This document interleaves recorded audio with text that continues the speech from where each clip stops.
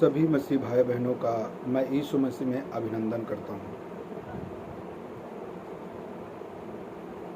आज हम बात करेंगे सुसमाचार सुनाने का अच्छा तरीका क्या है।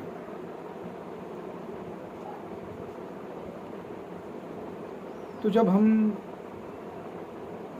अपने रोज़मर्रा के जीवन में हम देखते हैं कि जब कभी किसी से हम जब उनसे मिलते हैं, बातचीत करते हैं, उनका हालचाल पूछते हैं,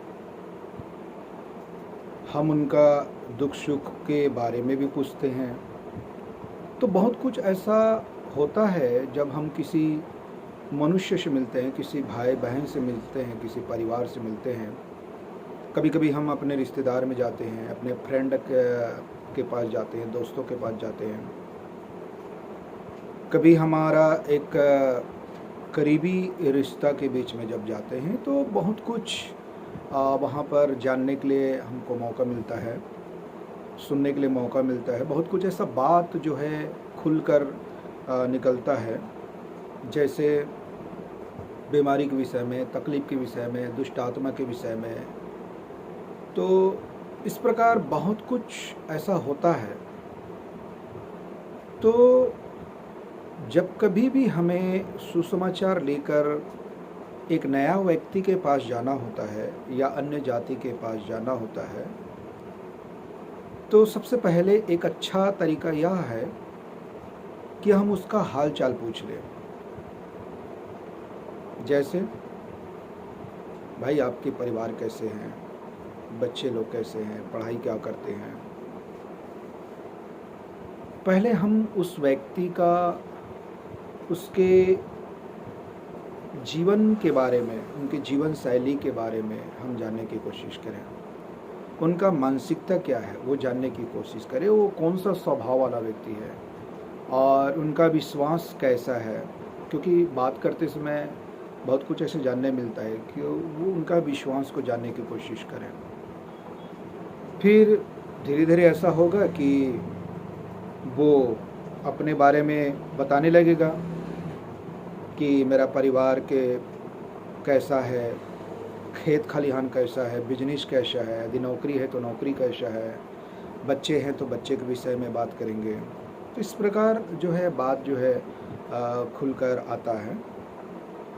तो होता क्या है कि जब हम बात उनसे हम करते रहते हैं तो उनके बीच में कुछ ऐसा टॉपिक आता है, कुछ ऐसा बात खुल कर आता है। जैसा हो सकता है सामने वाला हमसे कुछ इस प्रकार बात कहे, जैसे बीमारी के विषय में, क्या करूं भाई साहब कि काफ़ी दिन हो गया, मुझे बीमारी है, या मेरे पत्नी में या बच्चों में या मेरे जीवन में या परिवार में कुछ इस प्रकार का जो रोग है, बीमारी है, वो ठीक नहीं हो पा रहा है और काफ़ी मैं परेशान हूँ, काफ़ी मैं इलाज कर चुका। तो वो भी एक अच्छा ऑप्शन हमारे लिए बन सकता है। दूसरा, कई बार जो है कई जगह जाने के बाद भी हाकिम, वैद्य या डॉक्टर के पास जाने के बाद लोग जो है परेशान रहते हैं, दुष्ट आत्मा पकड़ा रहता है, ठीक नहीं होता है। तो वो भी हमारे लिए एक अच्छा ऑप्शन हो सकता है। तीसरा जो है, यदि नौकरी के तलाश में है तो उनको नौकरी नहीं मिल पा रहा हो, उदास हो, निराश हो, तकलीफ़ हो, तो कई कोशिशों के बाद, कई पैसा खर्चा करने के बाद भी उनको नौकरी नहीं मिल पाता। या तो फिर ऐसा होता है, शादीशुदा है, शादी कर लिए लेकिन बच्चा नहीं है। बच्चा की वजह से कई बार क्या है, बहुत आदमी डिप्रेशन, टेंशन, तकलीफ में होकर चलता है। कई हज़ारों लाखों रुपया खर्च करने के बाद भी बच्चा नहीं आता। कई डॉक्टर, कई हाकिम, वैद्य के पास घूमता है, बच्चा नहीं होते हैं। या तो फिर ऐसा होता है कि उनके पास घर नहीं है, वही कच्ची मकान है, टूटा फूटा मकान में रहते हैं और वो घर बनाना चाह रहा हो, लेकिन क्या है, वो घर बना नहीं पा रहा है। उनके पास कुछ ऐसा सिस्टम या कुछ ऐसा उनके पास मटेरियल नहीं हो पा रहा है, पैसे का इंतज़ाम नहीं हो पा रहा है, जिसकी वजह से वो घर नहीं बना पा रहा है। और एक उनके बाद एक से बढ़कर एक, कई मुसीबत, कई तकलीफ़, कई वजह कारण आ सकता है तो ऐसा भी होता है। कभी कभी क्या होता है, बच्चे पढ़ लिख तो हैं, लेकिन बच्चा जब पढ़ लिखने के बाद जब आगे जाता है तो उनको नौकरी चाहिए होता है, और वो नौकरी के लिए भटकता रहता है, और काफ़ी माँ बाप परेशान रहते हैं, बच्चे भी परेशान रहता है। भी ऐसा भी हो सकता है। कभी कभी पति पत्नी का जो रिलेशन है वो सही नहीं होता, मनमुटाव रहता है किसी भी कारण से, है ना। खाना बनाने को लेकर, या कपड़ा साफ करने को लेकर, या घर का रख रखाव को लेकर कई ऐसा हो सकता है। पत्नी जो है पति से नाराज़ है, पति जो है पत्नी से नाराज़ है, काफ़ी मनमुटाव है। आए दिन में हमेशा पति पत्नी में तू मैं होता रहता है, झगड़ा मनमुटाव बना रहता है, ऐसा भी हो सकता है। कभी कभी पत्नी जो है सास के साथ या ससुर के साथ भी ऐसा लड़ाई हो जाता है, झगड़ा हो जाता है, नहीं बन पाता। तो ऐसा कई वजह हो सकता है एक मनुष्य में, एक परिवार में, एक व्यक्ति के साथ। कई ऐसे परेशानी से, तकलीफ से, पीड़ा से, दर्द से होकर हर मनुष्य गुजरता है। हर मनुष्य को कहीं ना कहीं तकलीफ है, कहीं ना कहीं पीड़ा है, कहीं ना कहीं बोझ में दबे हैं, है ना। कोई कर्जा के बोझ में है। कभी कभी कोई पति जो है शराब के आदी रहता है ना, हमेशा वो शराब पीता है, और इतना ज़्यादा शराब का आदी हो जाता है तो उनके घर का जो व्यवस्था है वो पूरा टूट जाता है, चकनाचूर हो जाता है ना। उनका पैसा, घर बार, उनका यहाँ तक खाने का चावल भी वो बेच के शराब पीता है, ऐसा भी होता है। कई लोग बीड़ी का आदि, सिगरेट का आदि, तंबाकू का आदि, मंजन का आदि, ड्रग्स, गांजा का आदि। बहुत लोग आजकल तो देखते हैं, कई जवान लड़के लोग जो है गांजा का सेवन करते हैं, शराब का सेवन करते हैं। गुटखा और बीड़ी तंबाकू तो आम बात हो गया आज के समय में, आज के समाज में भी देखा जाए, है ना। तो सभी मनुष्य लगभग जो है नशा का आदी है। यहाँ तक आजकल स्त्री लोग भी, लड़कियों लोग भी नशा कर रहे हैं। तो इस प्रकार का एक समाज में इस प्रकार का जो है तकलीफ है, पीड़ा है, दर्द है, हर प्रकार के नशा है, कहीं ना कहीं नशा में है। कई बार ऐसा होता है कि आमतौर पर ज़्यादा तो ये होता है कि, है ना, हर व्यक्ति अश्लील भाषा का प्रयोग करते हैं, गाली बकना। और वो जो गाली जो वो बकते हैं या गाली जो देते हैं, उनके लिए तो आम बात हो जाता है। उनको नहीं लगता कि ये कोई गलत हो रहा है या पाप है, ऐसा उनको नहीं लगता, क्योंकि उनको शुरुआत से ही उनके माँ बाप से वो चीज़ उनको सीखते आ रहे हैं, सुनते आ रहे हैं, देखते आ रहे हैं। और समाज में आजकल जो समाज है, तो ये सब कुछ समाज में तो पहले से ऑलरेडी चल रहा है। तो क्या है, शुरू से ही बच्चा जो है उनको सीखते, देखते, सुनते आ रहा है, और वही चीज़ जो है परिवार में हो रहा है। तो इस प्रकार जो है समाज, परिवार जो है हर तकलीफ से, बोझ से, पीड़ा से लोग आज दबे हुए हैं, है ना। कभी कभी जो है लोग इतना कर्ज कर लेते हैं, ज़रूरत से ज़्यादा। घर बनाने के लिए कर्ज, गाड़ी के लिए कर्ज, नौकरी के लिए कर्ज, शादी के लिए कर्ज, खेत के लिए कर्ज, है ना। तो इस प्रकार से बहुत से, आमतौर पर तो ज़्यादा 50% लोग जो है आज कर्ज के गुलाम में, कर्ज से दबे हुए, किसी न किसी कारण से कर्ज में दबे हैं। वो यही सोच कर कि कर्जा ले लेते हैं कि आने वाला दिन में मैं नौकरी करूंगा तो मेरा आमदनी जो होगा उनसे मैं कर्जा चुक लूँगा, पर ऐसा होता नहीं। उनके बीच में कुछ और ही समस्या आ जाता है। कभी कभी ऐसा होता है कि घर बनाने के लिए कर्जा ले लेते हैं, लेकिन घर तो बन जाता है, लेकिन वो जो कर्जा किए हैं उसको देने के लिए पैसा नहीं होता। कहीं ना कहीं बीमारी, तकलीफ, एक्सीडेंट, मृत्यु या कई ऐसा परेशानी आ जाता है जिसके वजह से वो घर के लिए जो कर्ज लिए वो नहीं दे पाते हैं। नौकरी के लिए भी ऐसा ही है ना, बच्चों को पढ़ाने के लिए भी ऐसा है। तो आमतौर 50% लोग तो कर्जा के बोझ में दबे हुए हैं। तो कुल मिला के यदि मैं कहूँ तो कुछ इस प्रकार है कि हर एक व्यक्ति परेशानी में, तकलीफ में, पीड़ा में, दर्द में है। लेकिन बाइबिल क्या कहती है इसके विषय में, यीशु मसीह क्या कहता है इसके विषय में। तो बाइबिल का जो परमेश्वर है, प्रभु यीशु मसीह, उसके बातों को आइए हम सुनते हैं वो क्या कहता है। तो रोमियो की पत्री उसका 3रा अध्याय में बाइबिल कुछ इस प्रकार कहती है, जो मैं वचन को पढ़कर मैं आप लोगों को सुनाना चाहता हूँ। रोमियो की पत्री और उसका 3रा अध्याय।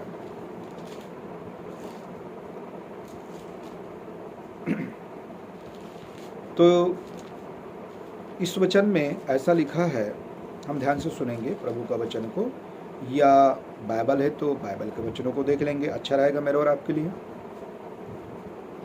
रोमियो की पत्री 3 अध्याय और उसका 10 और 11 में से लिखा है, जैसा लिखा है। कहाँ लिखा है? बाइबल के वचन में। पुराना नियम में भी ये बातें लिखा हुआ है, नया नियम में भी लिखा हुआ है, ठीक है। कोई धर्मी नहीं, एक भी नहीं। 11, कोई समझदार नहीं, कोई परमेश्वर का खोजने वाला नहीं। तो देखा, तो मनुष्य के जीवन में परमेश्वर के ना होने से, क्योंकि उनके जीवन में जो परेशानी चल रहा है, तकलीफ है, उसका एक ही कारण है, उनके जीवन में परमेश्वर नहीं है। कोई धर्मी नहीं है। जब वो व्यक्ति धर्मी नहीं है, जब वो व्यक्ति के पास परमेश्वर नहीं है, तो जाहिर सी बात है क्या होगा? पाप। पाप की वजह से हर एक व्यक्ति बोझ में दबे हैं। कर्ज का बोझ, शराब का बोझ, नशा का बोझ, ड्रग्स का बोझ, व्यभिचार का बोझ, दुष्टता का बोझ, हेराफेरी का बोझ, झगड़ा लड़ाई का बोझ, चोरी का बोझ, मारकाट का बोझ। हर व्यक्ति कहीं न कहीं परेशानी में है, डिप्रेशन में है, टेंशन में है। आए दिन में पति पत्नी में झगड़ा, माँ बाप के साथ झगड़ा, परिवार में झगड़ा, रिश्तेदार में झगड़ा। इसका एक ही वजह है, पाप। और ये पाप मनुष्य को जीने नहीं देता। चाहे मनुष्य कुछ भी कोशिश कर ले, अपने बुद्धि से, अपने ताकत से, अपने टैलेंट से, अपने पैसों से या अपने ज्ञान से, जो भी कोशिश कर ले, उनका हर कोशिश, हर प्रयास कभी भी सक्सेस नहीं होगा। उसका कारण है हर एक व्यक्ति के में अंदर में बस रहा पाप। क्योंकि बाइबल यही सिखाती है, क्योंकि मनुष्य जो है जन्म से पापी है, और ये बात केवल बाइबल सिखाता है। बाइबल का परमेश्वर बताता है मनुष्य को सच्चाई कि मनुष्य जन्म से पापी है, जिसकी वजह से मनुष्य के अंदर में आनंद नहीं है, शांति नहीं है, परमेश्वर नहीं है। क्योंकि पाप की वजह से परमेश्वर हर एक व्यक्ति से बहुत दूर है। पाप जीने नहीं देता है, और पाप की वजह से आदमी के अंदर में ना आनंद है, ना शांति, ना खुशी है। अब मनुष्य जो भी प्लान बनाए, जो भी योजना बनाए, भाग दौड़ करे, वो तो वैसे भी अधूरा है, वो तो कोई काम का ही नहीं है। यदि मैं योजना बनाता हूँ कि मैं अच्छा घर बनाऊंगा, नौकरी करूंगा, शादी करूंगा, पत्नी होगा, बच्चे होंगे, फिर बच्चे पढ़ेंगे, फिर नौकरी लगेंगे, लेकिन ये योजना किस काम का? क्योंकि मैं तो पापी हूँ। परमेश्वर कहता है कि तू तो पापी है और तेरे अंदर में तो आनंद नहीं है, शांति नहीं है। फिर जीवन का जो आनंद है वो कैसा? फिर आपके योजना का क्या होगा? फिर आपके प्लान का, आपके पैसों का क्या होगा? क्यों? क्योंकि पाप तो आपको जीने नहीं देता और आप एक दिन मर जाओगे। फिर वैसे ही आपके पीछे में जो बच्चे हैं, परिवार, पीढ़ी, वो हो, ये भी ऐसा होगा। तो कुल मिला के यदि देखा जाए तो मनुष्य के अंदर में पाप की वजह से उनके जीवन में ये सारे परेशानी चल रहा है। तो यदि हम किसी भी भाई बहन, किसी व्यक्ति से, किसी परिवार से जब हम मिलें या जाएं, और इन सभी बातों के दरमियान जब उनका हालचाल जब पूछते हैं, तो ये सब बातें जब होता है, तब हम उनको बता सकते हैं कि भाई बाइबल का परमेश्वर यीशु कहता है कोई समझदार नहीं है, कोई धर्मी नहीं है, पापी है, जिसकी वजह से आपका और परमेश्वर का रिश्ता नहीं बन रहा है। तो इसका उपाय क्या है?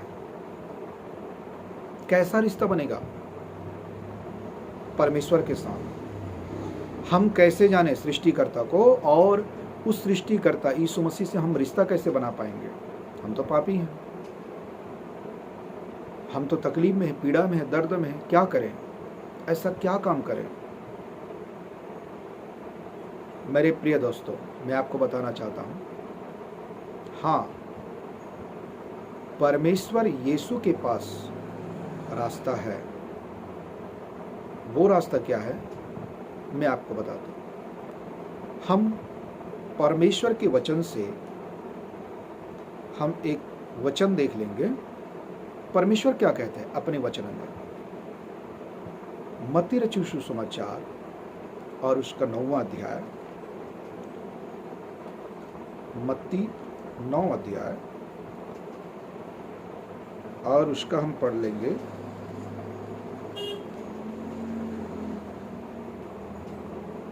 मत्ती 9 अध्याय 12 और 13। देखिए क्या कहता है बाइबल।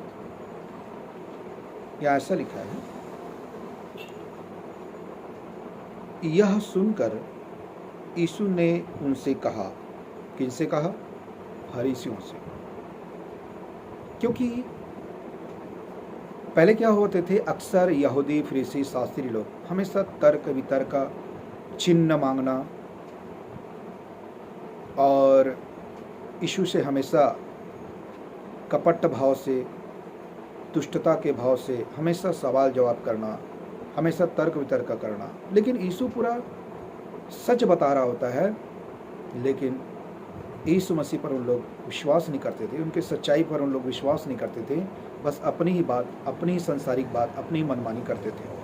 और कुछ इस प्रकार इस वचन में भी ऐसी हुआ। फरीसी लोग जब सवाल जवाब करने लगा प्रभु यीशु मसीह से, तो यीशु मसीह उनके सवाल का जवाब दे रहा है। 12 में ऐसा लिखा है, यह सुनकर यीशु ने उनसे कहा, मतलब फरीसियों से कहा, वैद्य भले चंगों के लिए नहीं परंतु बीमारों के लिए आवश्यक है। तो क्या मतलब है इसका? मतलब यीशु मसीह क्या बोलना चाह रहा है फरीसियों से? सबसे पहले वैद्य किस काम का होता है? वैद्य जो है भले और चंगों के लिए नहीं होता। वैद्य जो होते हैं वो बीमारियों के लिए होता है। यदि कोई व्यक्ति बीमार में है, तकलीफ में, पीड़ा में, दर्द में, परेशानी, उनके लिए वैद्य होता है। तो एक प्रकार से यीशु मसीह अपने आप को फरीसियों को बता रहा था कि पहले भाई मुझे देखो, मुझे पहचानो, मैं जो आपके सामने में हूँ, बात कर रहा हूँ, मेरी बातों को गौर से सुनो, समझो, जानो कि मैं जो बात कर रहा हूँ वो कौन, मैं जो बात कर रहा हूँ वो कौन है, ये आप लोग जानो, पहचानो, समझो मुझे, मैं जो बात कर रहा हूँ। इसीलिए यीशु मसीह कहता है उनसे, वैद्य जो है भला और चंगों के लिए नहीं है परंतु बीमारों के लिए आवश्यक है। बीमारों के लिए आवश्यक है मतलब यीशु मसीह का जो बोलने का जो इशारा है, यहूदियों, फरीसी, शास्त्री और जो भी सवाल करता है उन सब से यीशु मसीह का जो इशारा है, उनका जो संकेत है, बीमारों के लिए आवश्यक है। तो सवाल ये खड़ा हो जाता है, क्या आज संसार में क्या कोई ऐसा एक भी व्यक्ति है, क्या कोई ऐसा एक भी व्यक्ति है जो ये कह सके मेरे अंदर में कोई पाप नहीं, मेरे अंदर में कोई बीमारी नहीं, कोई रोग नहीं, कोई वायरस नहीं? या कोई ऐसा कह सकता है कि मैं बिल्कुल पवित्र हूँ, मैं कोई गाली नहीं बकता, कोई नशा नहीं करता, या मेरे मन में कोई पाप नहीं है, मेरे हृदय में कोई पाप नहीं? क्या ऐसा कोई आज कह सकता है? इंसान, आदमी, मनुष्य के इतिहास में कोई ऐसा है? क्या कोई ऐसा है मानव इतिहास में? कोई ऐसा कह सकता है? कोई नहीं। इसीलिए यीशु मसीह जो है यहाँ पर बीमारों मतलब बहुवचन, एक बीमार नहीं, अनेक बीमार मतलब सब बीमार। हर व्यक्ति आज पाप की वजह से, हर मनुष्य के अंदर में कोई ना कोई बीमारी है। आजकल बीमारी आमतौर पर है।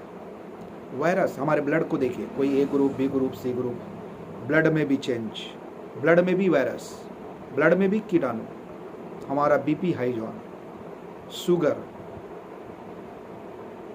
सर्दी, खांसी, बुखार, हाथ पैर का दर्द, टाइफाइड, मलेरिया, कैंसर, टीबी, दांतों में प्रॉब्लम, कानों में प्रॉब्लम, आँख में प्रॉब्लम, एसिडिटी गैस, पेट का प्रॉब्लम, रीढ़ के हड्डी का प्रॉब्लम, जोड़ों का प्रॉब्लम, कमर का प्रॉब्लम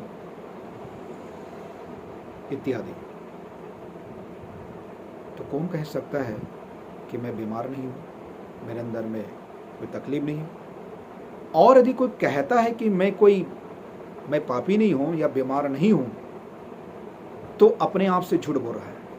ना बल्कि वो अपने आप से झूठ बोल रहा है, पर अपने साथ अपने परिवार को भी धोखा में रखा है वो।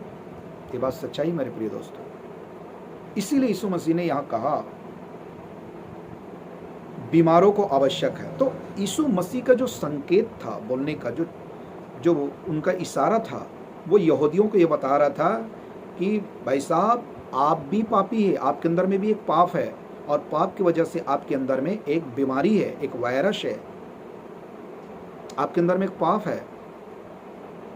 तो यहूदी को जो ये बोल रहा था, तो यीशु मसीह चाह रहा था कि यहूदी मुझे जाने पहचाने कि मैं कौन हूँ, कहाँ से आया हूँ, किसकी ओर से आया हूँ, और मेरा मिशन क्या है इस पृथ्वी पर आने का। ये यहूदी फरीसी शास्त्री जो अपने लोग कहलाते वो जाने, इसलिए शब्द का उसने इस्तेमाल किया। आगे 13, इसलिए तुम जाकर इसका अर्थ सीख लो। अब उनको अर्थ सिखा रहा है। जैसे मैंने पहले बताया, ये जो बोलने का जो टॉपिक था यीशु मसीह का, ताकि यहूदी इस बात को समझे, इसका अर्थ को समझे, जो मैं बताया हूँ, मैं जो बोला हूँ मेरे शब्द का, उसके अर्थ को सीखे। क्या है अर्थ?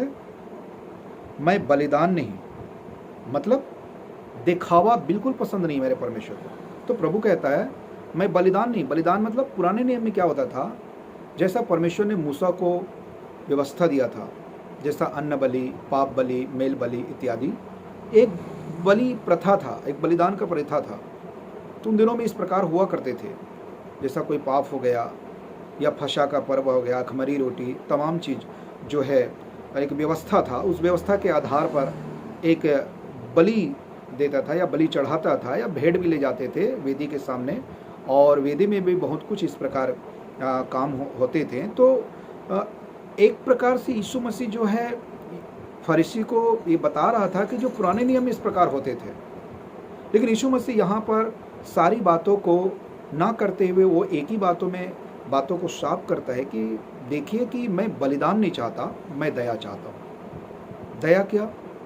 प्रेम, करुणा, दया का सागर जो यीशु मसीह है। तो यीशु मसीह यहाँ पर क्रोध करने के लिए, गुस्सा करने के लिए, दंड देने के लिए, या उनका सवाल का कुछ ऐसा जवाब दे दे ताकि वो यीशु से बिल्कुल हट जाए, कुछ ऐसा नहीं कर रहा है प्रभु।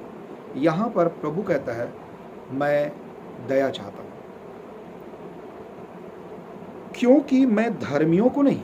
तो इसका मतलब है कि संसार में कोई धर्मी नहीं। मतलब यीशु मसीह का बोलने का मतलब यही है, इस बात को फरीसी जाने, ताकि इस संसार में कोई भी धर्मी नहीं। और बोलने वाला फरीसी खुद भी धर्मी नहीं है, वो खुद भी धर्मी नहीं है, धर्मी नहीं, परंतु पापियों को बुलाने आया हूँ। कितना बड़ा सिद्धांत यीशु मसीह हमको बताया, कितना गहरी बात, कितना भेद की बात, गुण की बात जो प्रभु यीशु मसीह यहाँ पर फरीसियों से कह रहा है।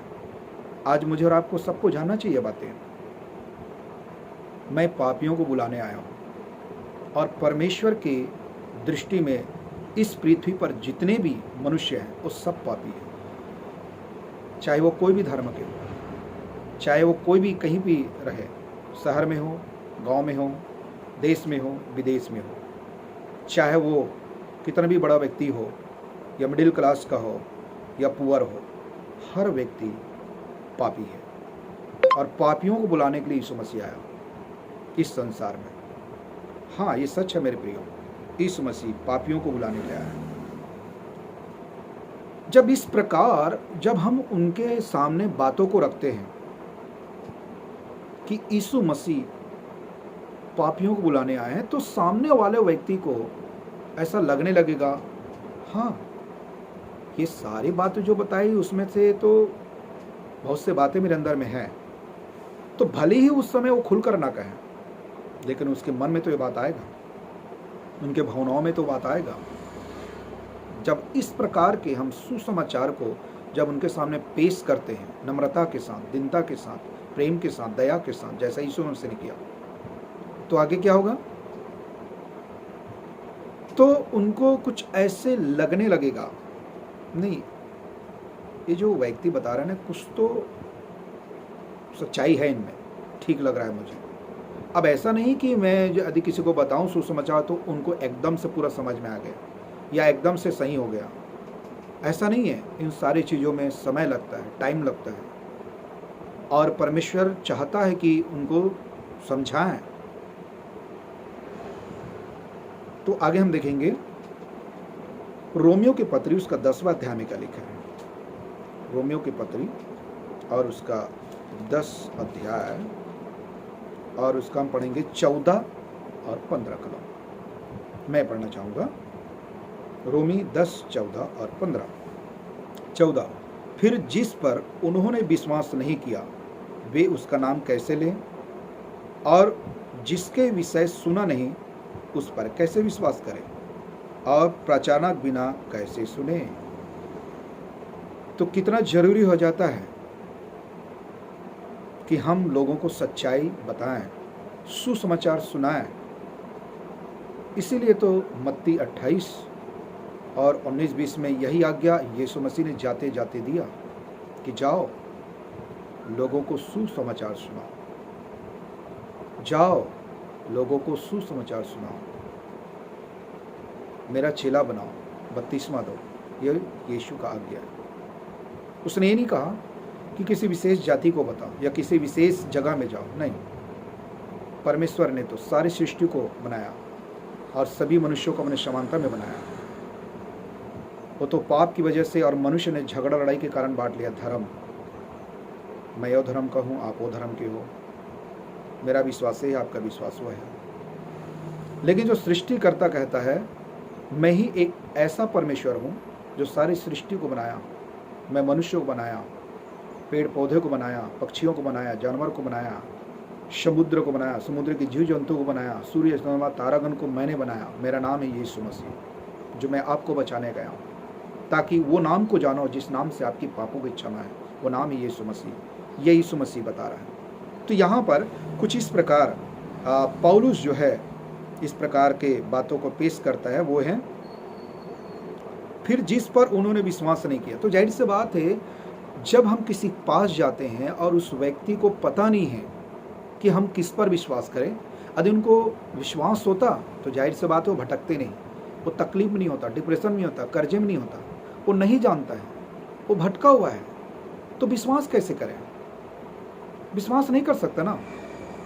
फिर और जिसके विषय में सुना नहीं है, मतलब जिस ईश्वर के बारे में सुना नहीं है कि वो ईश्वर मुझे जीवन दे सकता है, क्षमा कर सकता है, अनंत जीवन दे सकता है, उस ईश्वर के बारे में, उस परमेश्वर के बारे में वो सुना नहीं है, तो विश्वास कैसे कर सके? और प्रचारक बिना यदि कोई एक संदेश वाले यदि संदेश लेकर ना जाए, संदेशवाहक, प्रचारक बिना, एक अगुवा बिना, कैसे आज लोग जानेंगे सच्चाई को, सच्चा परमेश्वर कौन है? इसलिए जाना जरूरी है, सुसमाचार सुनाना जरूरी है, मेल मिलाकर रखना जरूरी है, लेकिन सब कुछ परमेश्वर की इच्छा में और परमेश्वर के बुद्धि में, अपनी बुद्धि इच्छा नहीं है, और वैसे भी हम कुछ नहीं कर पाएंगे। तो प्रचारक बिना, एक अगुवा के बिना कैसे वो सुसमाचार को सुनेंगे? प्रचार कैसे सुनेंगे? वो प्रचार को नहीं सुन सकते। तो एक कितना चिंता की बात है। आज हम सबको इसके बारे में एक गंभीर सोचना चाहिए। बिना प्रचारक के बिना कैसे प्रचार होगा जीवित परमेश्वर यीशु का? और जिस पर उन्होंने विश्वास नहीं किया उसका नाम कैसे लेंगे? और जिसके विषय में सुना नहीं है उसके विषय में कैसे वो बातचीत करेंगे? नहीं कर सकता। फिर आगे 15, और यदि भेजे ना जाए तो कैसे प्रचार करें? ये भी जरूरी है। यदि भेजे न जाए तो कैसे जाके हम प्रचार करें? तो कौन भेजेगा यहाँ पर? सबसे पहले हमको यीशु मसीह भेजता है अपने शिष्यों को। यीशु मसीह अपने चेलों को, अपने शिष्यों को भेजता है कि जाओ। अब माध्यम हो सकता है, हमारे कई लीडर हो सकते हैं, पास्टर हो सकते हैं, टीचर हो सकते हैं, एक माध्यम है, लेकिन हमको तो यीशु मसीह भेजता है। यीशु मसीह अपने चेलों को, शिष्यों को भेजता है कि जाओ, सुसमाचार सुनाओ। साथ में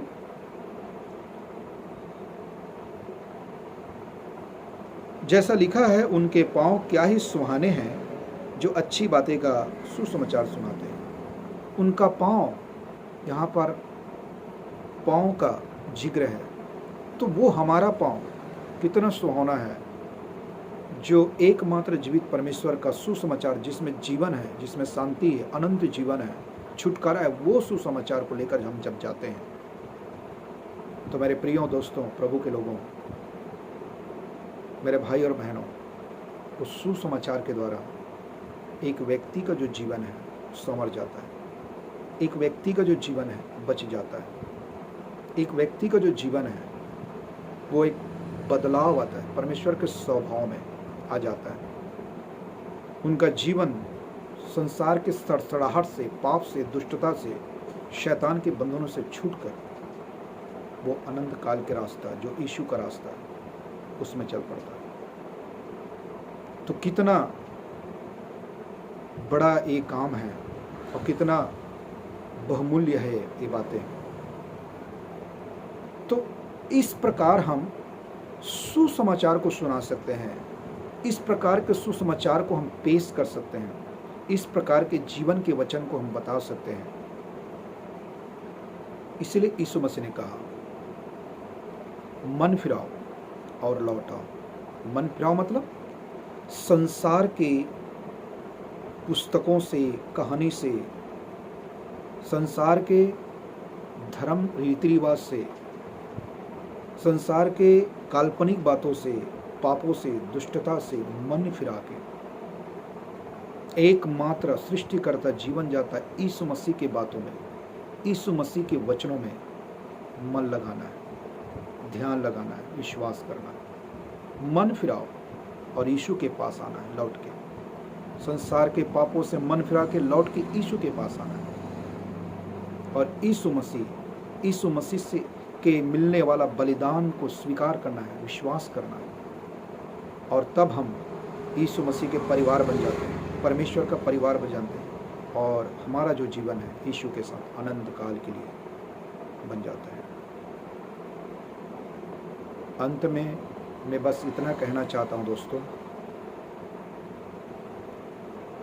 यूहन्ना 14:6 में यीशु ने ऐसा कहा। यूहन्ना 14:6, यीशु ने उससे कहा, मार्ग और सत्य और जीवन मैं ही हूँ, बिना मेरे द्वारा कोई पिता के पास नहीं पहुँच सकता। यीशु ही एकमात्र माध्यम है मेरा और आपको जीवन को बचाने का। यीशु का सुसमाचार ही है जो एक व्यक्ति की तकदीर को बदल सकता है। यीशु मसीह का सुसमाचार ही है जो एक व्यक्ति को सम्मान, आदर, आशीष, आनंद दे सकता है। और कोई शॉर्टकट रास्ता नहीं, एक ही तरीका है, यीशु मसीह। आमीन।